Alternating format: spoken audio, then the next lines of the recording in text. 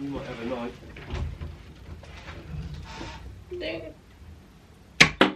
Ow! I didn't hit you.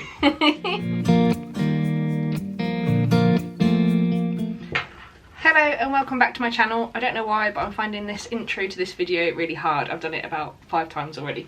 I think part of it is that I know Nathan is next door listening in, although he said he's put his headphones on now. But anyway, today's video is going to be a little bit different, and I've got a bit of a different camera set up. So I've also got this camera over here set up onto the desk. So we'll see how this works today. But I'm very excited. I've been sent this package from Lisa at Cherry Tree Candle Company, and it's one of their new sort of DIY candle sets, and I've deliberately not really looked into it, what's in the box, what you've got to do, and I'm a complete amateur. I think I made a candle when I was probably around 10 years old in one of those kits you used to get for Christmas, so otherwise I'm a complete novice. We're going to open this together. It's also been really hard. It's been sitting on my desk for a couple of days, and for me to not open something is a miracle. So let's just get into it, shall we? Right. I think you can see on the other camera. I wanted to set the other camera so you can sort of see what I'm doing here as well. I literally have no clue what other things I'll need, so I'll probably have to pause this video and run off to get things as well. So this is very exciting. Try not to cut my finger off. That could be a good start to the video.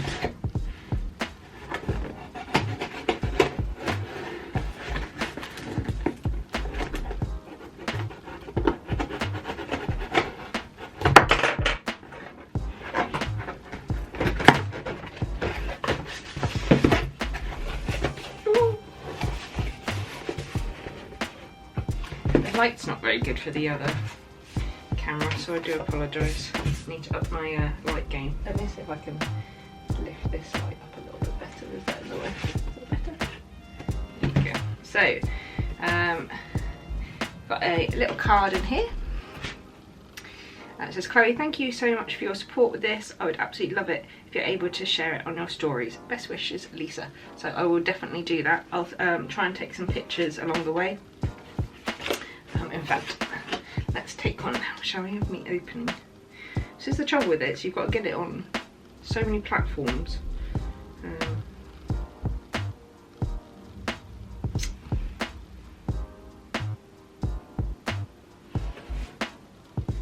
Make sure you take pictures of stages along the way.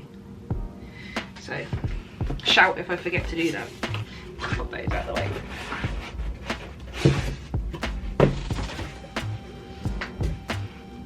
Okay, so this is what the box looks like. And she did ask me which scent I wanted. Sorry if you can hear loads of squeaking in the background whenever Nathan moves around. Our floorboards are so squeaky. But anyway, yeah, so I went for the amber and sweet orange candle making kit. So in here you get 150 grams of 150 gram amber glass jar, 150 grams of rapeseed and coconut wax, 15 grams of amber and sweet orange fragrance oil, 1 cotton and linen wick, 1 wick sticker, 1 candle sticker, 1 safety sticker, and your instruction leaflet, which will come in very handy. So let's get this. And it's all eco-friendly packaging, which I love to see. We've got our instructions here. So they come all nicely folded. And then full instructions here, so we'll put those to one side. I will need, or we might be needing to move, need a microwavable jug, a thermometer, and scissors. So we've got this paper bubble wrap. Oh, it smells amazing already. Oh, even she's put in a little spoon, and even the spoon's a little wooden spoon.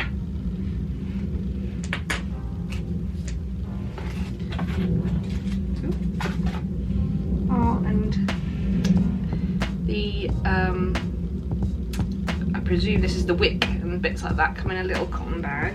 So that's really, really cute. What I'll do is I'll lay this all out and then take another picture.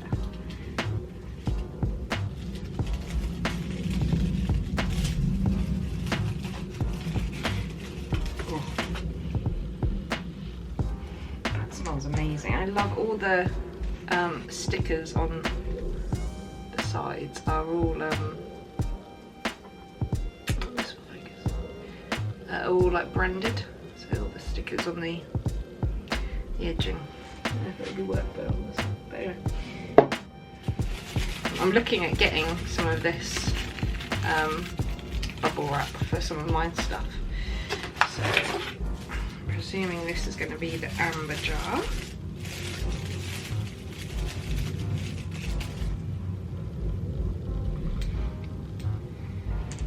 So, amber jar.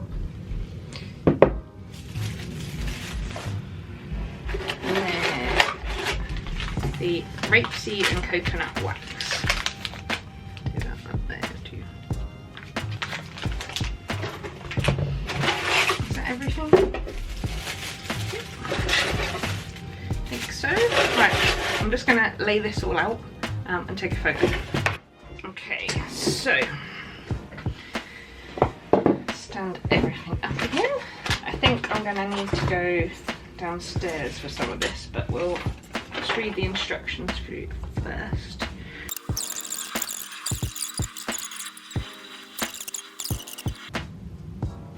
Right, let's take you downstairs then. Okay, so we're now down in the kitchen and I've got a few little bits together.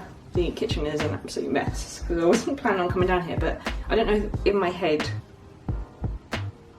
why I thought we wouldn't need to come into the kitchen. But anyway, so I found this jug that I've got, which is one of my old Pampered Chef jugs. But I thought this would be good because it's a bowl, so I can melt on the hob with, and it's a jug. So I shouldn't have to then transfer it into a jug. So I hope that's okay. So the instructions say that I've got to prep and melt. So I'm going to do that. And then you do the wick step, but you have to get up to 65 degrees and then it has to drop to 60 degrees before you can then put in your fragrance. So I've got a thermometer here. As I said, it's not a digital one, which maybe I should invest in. Maybe I'm gonna get on somewhere and get one. But I'm gonna just make sure I know where 65 is on here because it goes from 50 to 75, so make sure I'm clear in my head where I need to do it, and then we'll get on. But yeah, I haven't got both cameras down here, so I'm just gonna point you at the action and we'll go from there. Wish me luck. I'm so sorry, Lisa, if this goes wrong. It is not your fault, it will be something to do with me.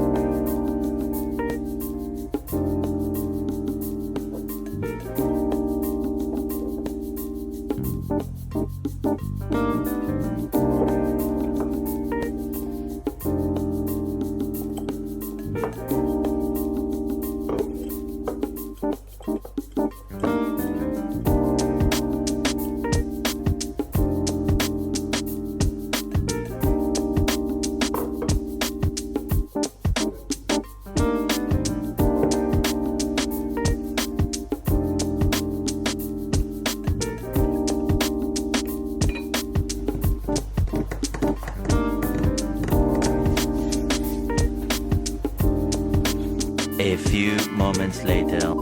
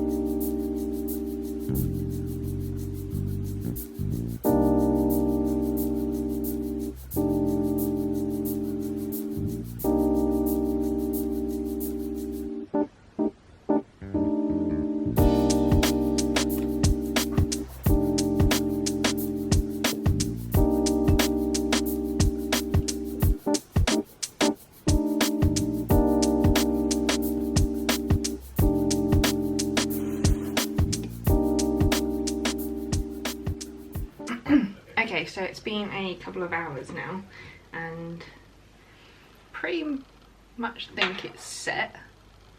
So that's the top, how it's looking. So I'm gonna take off the little spacer thing, make sure it was in the middle. And I've actually got a pair of wick trimmers, which I think Lisa now sells on her website, but I got these before, but from advice from Lisa from Cherry Tree Candle Company. So I'm going to trim this wick. Oh, I'll tell you what, so it's been a lovely experience making this, but I have had a little bit of an anxiety, like with the pouring of it and this, now the trimming of the wick, getting it in the centre. But yeah, so actually, where are the instructions? I want to make sure I get this bit right.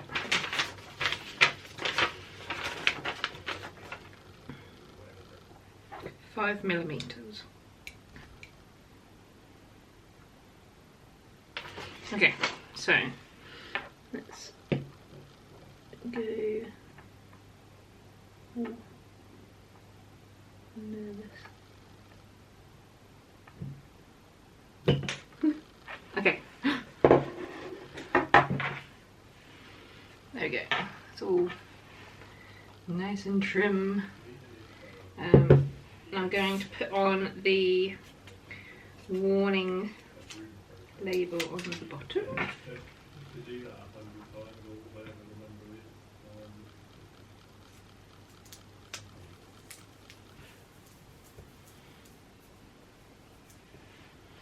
That's all on the bottom.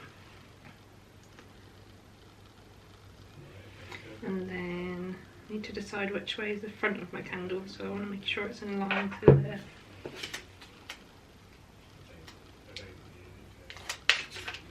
I suppose if you bought this and you wanted it for, like, as a gift or something, you could put your own label on it and customise it or make it, but there you go.